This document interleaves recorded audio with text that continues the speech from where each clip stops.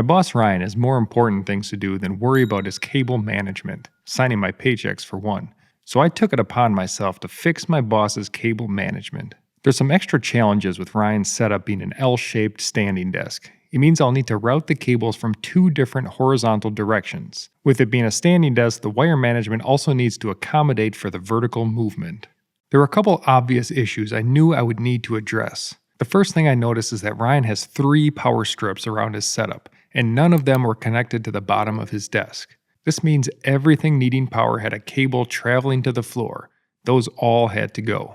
Next, I zeroed in on his monitors. Not only were his monitors not matching, but they were old with lower resolution. I figured the VP of the company should have a little nicer screen setup. The monitor arm situation was also in desperate need of fixing. This was a great place to start. Knowing I would eventually replace them, I started off by removing his old monitors and cables. I then worked my way through his setup, detaching and detangling all of the cables. I unplugged everything from the 3 power strips, knowing I was hoping to have only 1 power strip in the end. I quickly found out there was a lot around this desk that wasn't being used. The biggest surprise came when I found he had an entire desktop computer under his desk, even though his monitors were only connected to a mini PC. After talking with Ryan, I found out this desktop is in fact completely unused, so I removed it and tossed it into what I call my graveyard pile. Okay, I didn't actually toss it. With the desktop and its mount system gone, it cleared up some space for me to attach a large surge-protected power strip. I found a unit with 10 outlets spread out nicely to accommodate for the larger power bricks.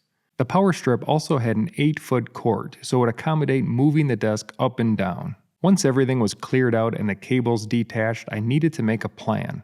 The starting point always has to be the computer, since that's where most of the cables will be routed to and from. I like to get as much as possible off of the top of the desk and hid away underneath. Not only does that help keep most of the cables hidden, but it gives you more room on your surface for other things. I used a metal 3-piece mount designed for a laptop to hold the mini PC under the desk. I customized it a little so that Velcro strips would hold the computer inside the mount, but it would also still be easy to remove the PC if needed.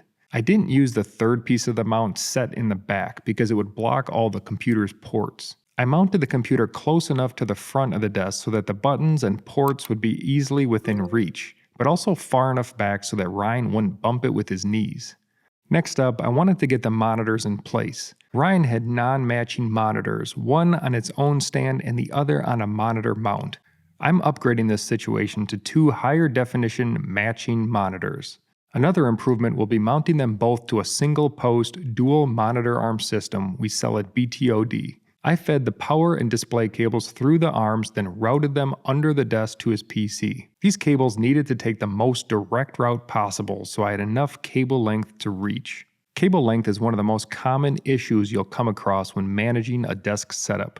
You want to have enough length to reach where you need to go, but not so much that it's a hassle to stow it all away. Another upgrade I wanted to add to Ryan's desk was the addition of a monitor light. I grabbed our Basis light bar from the studio, which we featured in a couple videos. Light bars help to light up your area without taking up any valuable real estate on your desk. The Basis unit is powered by a standard USB plug. Since Ryan's monitors did not have a USB input, I ran this cable down and plugged it into his computer. Ryan's electric standing desk is a New Heights Elegante XT. This high-end model features built-in wire management trays, which made my job a lot easier. Along with using the built-in trays, I also purchased a $15 cable management kit from Amazon to help me out with the project. I've used this set on several desk setups, and I've found it's a great value for the money. With this kit, I used some of the Velcro straps to tuck away the monitor cables into the desk's tray. From there, I routed cables towards the power strip to plug them in. To cover up the vertical cables behind the monitors, I used the cable management sleeve that comes with this set. It gives a nice finished look, making 4 or 5 cables look like one solid unit. Next came setting up Ryan's speakers. Again, I had to find a direct route to make sure his audio cable would reach his PC. Then I used clips to keep these cables snug against the bottom of his desk. From there, I worked my way through all of his other desk accessories. I made sure to secure them against the desk without pulling them too tight to be an issue. Using the black clips from the Amazon set, I was able to lock down the cables coming off the back of his desk. Especially important with a standing desk, you don't want loose wires hanging off the back of the desk, which could get caught when the desk is in motion. At this point, I decided there was too many cables coming off his computer to use the small clips. So I used a StayGeek cable raceway to run the cables from his PC towards the monitors and power strip. I routed his network cables separate from the power cables to ensure they wouldn't cause any interference. Ryan spends a lot of time rocking his Bose headphones, so I wanted to make sure he had easy access to charging cables for both those headphones and his cell phone. I added a set of Anker magnetic cable holders. These are great for keeping often used cables easily within reach. To take care of the few cables going vertically from his desk, I added BTOD's cable management snake. These snakes are ideal for standing desks, allowing the cables to coil up as the desk moves up and down. They also have multiple different channels available, so you can keep your network cables separate from your power. Finally, I noticed that the carpet was getting worn down under his desk.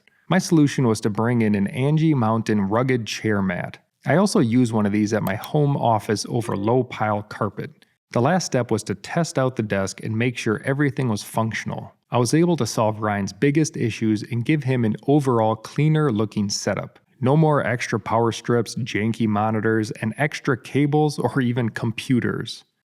Holy moly, it's like an entirely new office. Where's all my stuff? Has your desk ever looked this good? No, of course not. It's always looked the way it was before, a mess. It's pretty incredible, actually.